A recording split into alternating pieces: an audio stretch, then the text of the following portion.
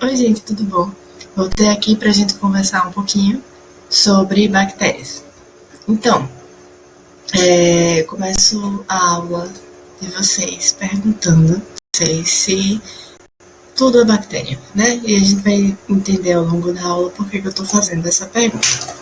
Lembrando para vocês que a gente está estudando sobre os procariontes, e esses seres, ser procarionte ou ser eucarionte tem a ver com a presença ou a ausência dessa estrutura aí, que chama carioteca. Então, eu trouxe para vocês aqui, não vai ajudar a minha cara aqui no meio, deixa eu botar aqui para o lado.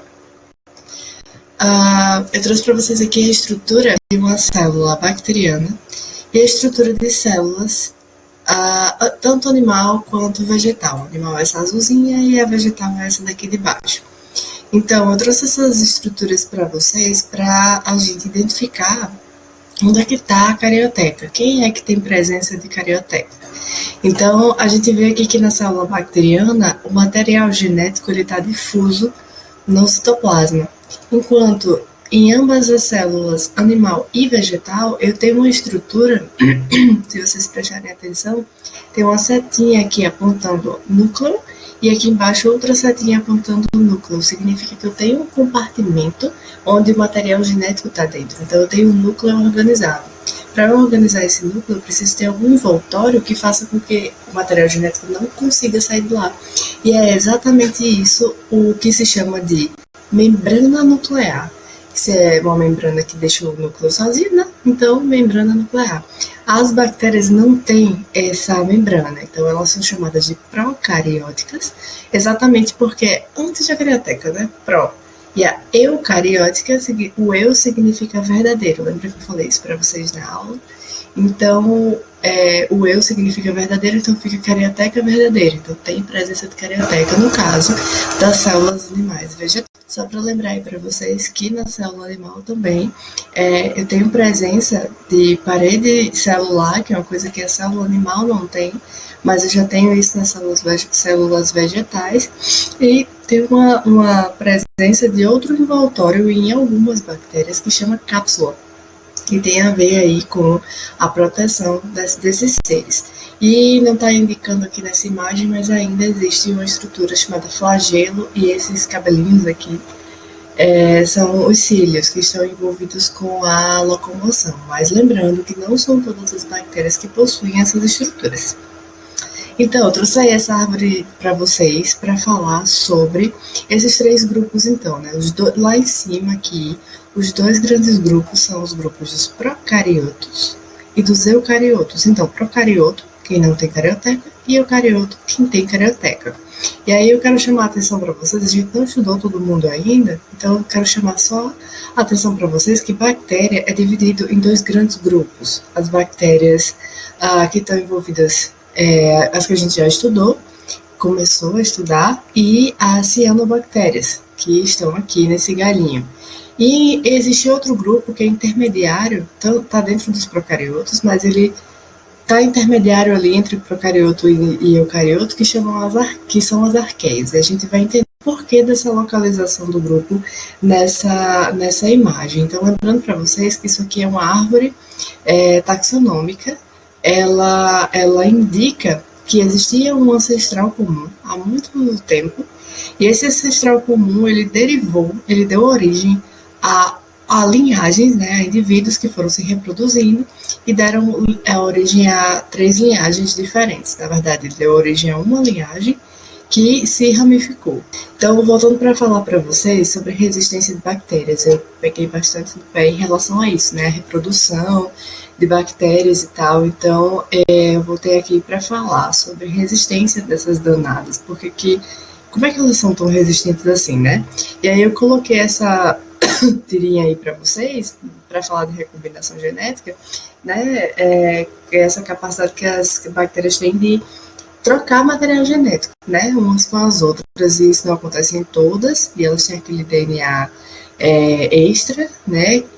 Para poder trocar. Algumas delas acontece isso, e aí eu quero chamar a atenção para vocês qual é a relação disso com antibióticos, né?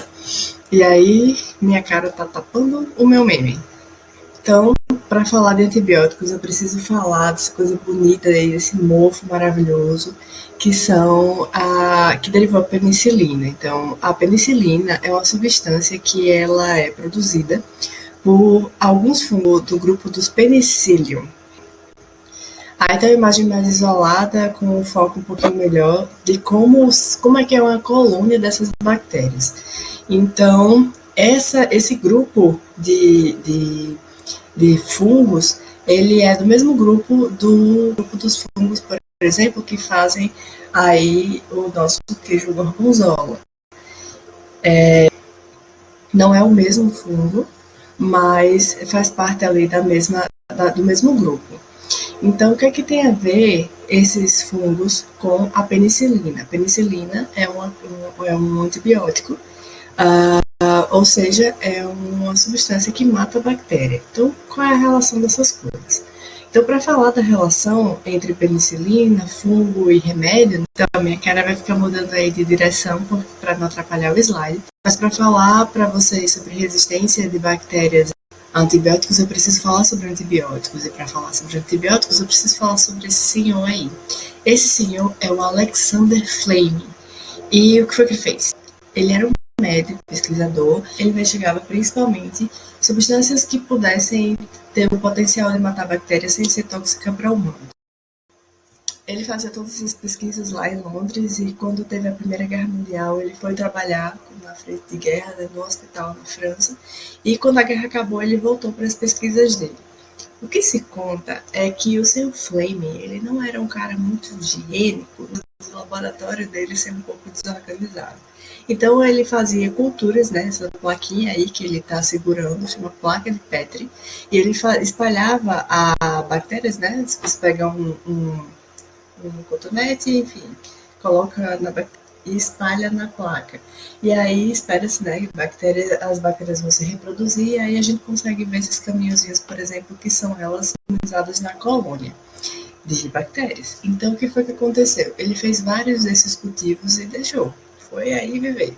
Quando ele voltou para o laboratório, perto de onde estava a colônia das bactérias, existia mofo. Ele viu que tinha mofo. E o mofo estava sempre no limite de onde tinha bactéria. Então, onde tinha o mofo não tinha bactéria. E aí ele prestou atenção nisso e começou a investigar. Então, o que ele viu é que esse mofo que estava crescendo na colônia das bactérias dele, ele tinha a capacidade de produzir uma substância que matava a bactéria. A partir daí, a ciência foi capaz de isolar essa substância, penicilina, e de criar remédios a partir dela. Remédios que matam bactérias. Então, eu quero que vocês prestem atenção aqui nessa imagem, que ela está falando sobre a resistência de bactérias.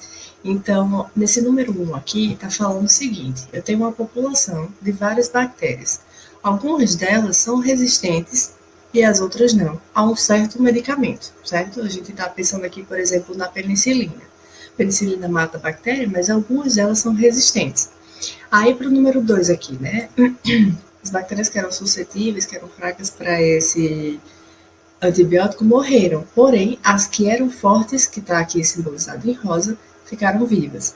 Se nesse momento aqui a gente para de tomar o remédio porque a gente ficou bom, o que é que acontece? Essas bactérias que apresentam resistência ao antibiótico, elas se multiplicam. E elas vão se multiplicar pra caramba e ainda podem transferir essa capacidade, que a gente viu que elas podem transferir material genético, né? Transferir essa capacidade para outras células que ainda não têm resistência. Aí a gente piora. O que é que acontece? A gente está aqui doente, porque tem um monte de bactéria fazendo mal para o nosso organismo. Aí a gente toma antibiótico. Aí, quando a gente aparece um pouquinho melhor, sem febre, tá bem, já podendo viver a vida normal, aí a gente para de tomar um antibiótico. Aí todo esse processo acontece, aí a gente piora de novo, aqui no quadro. Aí quando a gente piora de novo, a gente vai tomar o mesmo remédio. O que é que o mesmo remédio faz? Não mata mais bactéria, porque agora é todo mundo resistente. Então, por conta disso, a gente tem lei que proíbe a gente de comprar antibiótico sem a receita do... Já que a gente está falando de resistência de bactéria, eu quero perguntar para vocês, tem sentido contra o Covid, né, contra a doença causada pelo SARS-CoV-2, a gente investir em sabonete ou sabão antibacteriano? Tem algum tipo de sentido? esse tipo de sabão, esses sabonetes, eles têm substâncias neles que são capazes de eliminar as bactérias. Então, esse tipo de coisa aqui, que virou até meme na internet, não é nem admissível. Essa imagem está dizendo, tem vários tipos de sabão normal, e eu tenho todos eles cheios, né, a prateleira, e eu tenho aqui embaixo a prateleira do Protec, sendo patrocinada, juro, totalmente vazia, porque dá uma proteção contra bactérias. E a gente sabe que o Covid é uma doença causada por esse vírus aqui que está entre parênteses. Então é vírus, então é diferente. Então não é para esse tipo de coisa acontecer. Por favor. Então, será que a gente aprendeu tudo? Eu vou deixar para vocês aí as atividades em PDF. Vai estar na descrição do vídeo. Por favor, baixem e tentem resolver, que na nossa live a gente vai